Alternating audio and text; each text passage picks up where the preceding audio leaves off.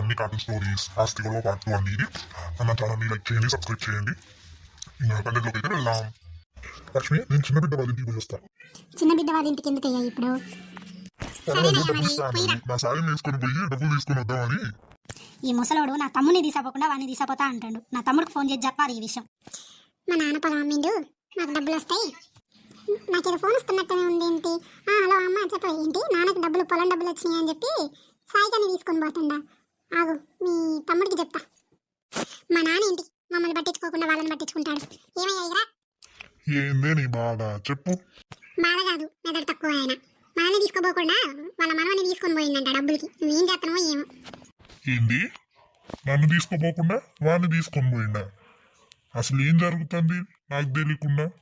పోయి అడుగుదాం, ఆగు, వాళ్ళ సంగతి ఏందో చూద్దాం. బిడ్డ సాయి బిడ్డ పిలుస్తాను నాన్న. ఓ సాయి రారా, మీ తాత వచ్చాడు. వస్తున్నా అమ్మా. సాయి పొలం పైసలు వచ్చినాయి, కొంచెం తీసుకొని పోదాం రా నాన్న. సరే తాత, పోదాం, అలా పోదాం. ఈ మనిషి పోయిండు, అటే పోయిండు, ఇంకా రానే రాలేదు. ఇంతసేపు పోయేది. ఏం జరిగింది? ఎన్ని డబ్బులు వచ్చినాయి? డబ్బులు